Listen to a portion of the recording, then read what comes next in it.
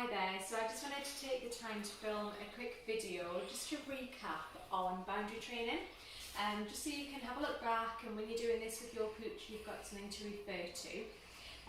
We've got Boo here. Boo is really great with her boundary. We've done a lot of boundary training with her, so she really does want to be in this space.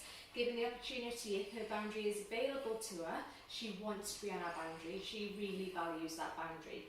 And that comes in really useful in everyday life. So you wouldn't believe the number of struggles or behavioural issues that we see where actually really good boundary training is brilliant for underpinning some of the changes that we want to make and how your dog thinks. So building their time and desire to be on a boundary is really helpful in terms of managing lots of different things. So for example, a dog that barks a lot at people going past the window, a boundary is a great thing for that dog, because you can then distract that dog when they start to bark and you can redirect them to their boundary. And through all of this boundary training, we've trained that dog to understand that when they're on the boundary, they're calm and they're settled. And that's really, really helpful for so many different struggles. It's also brilliant for safety because anything can be a boundary. So we've got a high bed here for Boo, and I do love the high beds because it is really clear what is and what is not their boundary. So if you've got a flat bed on the floor and you've got a big dog like Boo, it's quite easy for them to be half on, half off the boundary, and is that okay?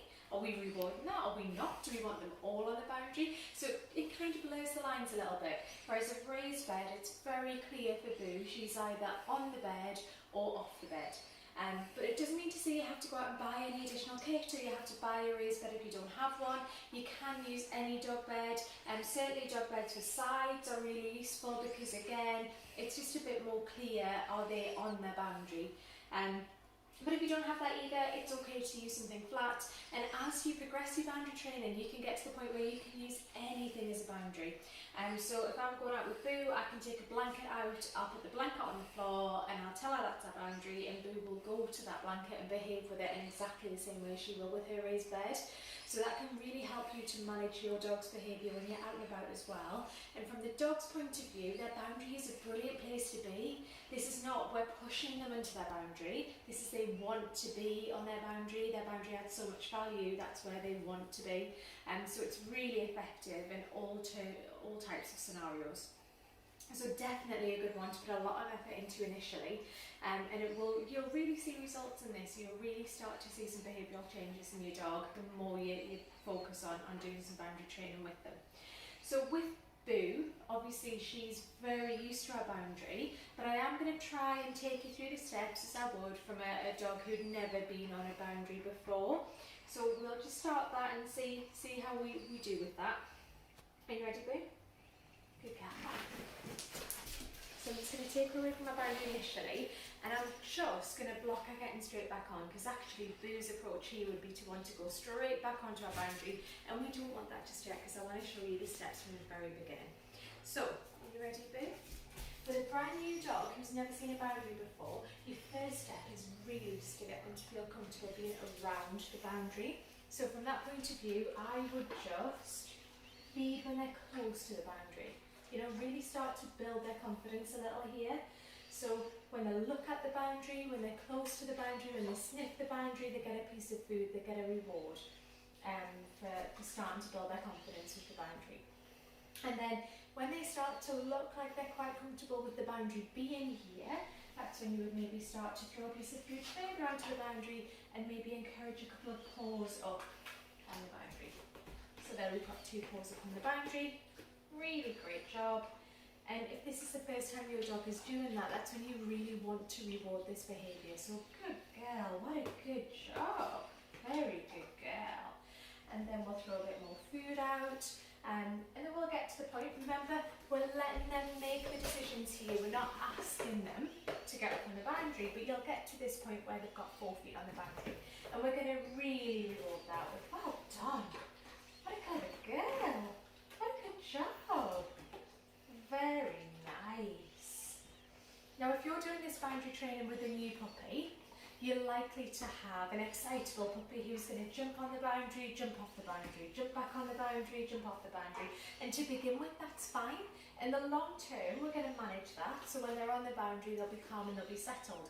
But as they're getting used to the boundary, it's absolutely fine for them to jump on and off. What you need to do is just step back a little and try to avoid the urge of encouraging them onto the boundary. We're not using a cue here. We're not saying get on your bed or go to bed or get up. What we're doing is shaping the dog's behaviour. So we're giving them the opportunity to make choices, and then when they make the choice that we want them to make, we're going to reward that choice. And we're rewarding with food. We're using Boo's dinner here. So right back to ditch the bowl, instead of just putting her kibble down to her in a bowl that she gets once or twice a day, we use her food for training throughout the day, so we can reinforce the good decisions that she's making. And it's perfect for something like boundary training.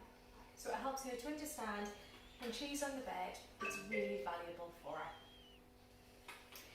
So when you get to the point where your pooch gives you some kind of calm behaviour on the bed, so they give you a down or a sit or a lie down like this, that's brilliant. They're starting to recognise that time on the boundary is to be chilled out time, and you really want to reinforce that. You know, so have plenty of kibble. Remember, it's their daily allowance anyway. You're not overfeeding your dog here. They're just getting what they would have gotten in the bowl at breakfast time or at tea time.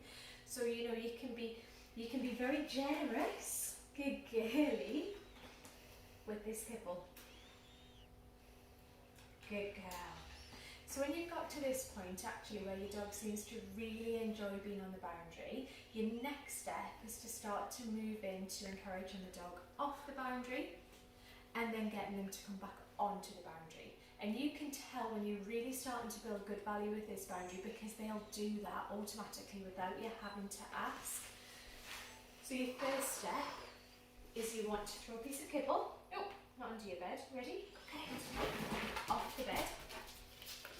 And when they've got that kibble, what you want to see from them is a desire to come back to the bed. So I'll just let Boo get that piece of kibble she was keen to get. Good girl. And it's absolutely fine for you to encourage them back onto that boundary by throwing a piece of food. And when they make that good choice to get back on, we're going to reward it. Clever girl. Very good job. So over the next week, that's what I really recommend that you practice. You know, really just build value with this boundary. And for as long as they choose to stay on the boundary, you're going to be rewarding them for that really good choice. And the calmer they get, the better the reward they get. That's exactly what you want to see. Next step is we're going to add in a cue to take them off the boundary. And that is going to be something that's really exciting and rewarding for them as well. And that's going to really help you to start to build further value on the boundary and also build the amount of time that your dog's happy to stay on the boundary. But for the time being, if you just really work on rewarding your dog whenever they're close to the boundary, whenever they choose to get onto the boundary, if they choose to get onto the boundary themselves, that's brilliant. Make sure that you've always got a pot of treats to hand so you can reward that behaviour choice. But otherwise, this is a 2-minute training exercise. You know, just whenever you've got 2 minutes free in your day, you go and flick the kettle on, do a little bit of boundary training with the dog. Before you pop to the loo, do a bit of boundary training with the dog. Adverts in your favourite TV show, do a bit of boundary training with the dog. It doesn't actually take any additional time out of your day, but actually the difference that it's going to make in terms of helping to build that value with your dog and the boundary is huge. And we'll really be able to use a lot of that in the other training that we're going to continue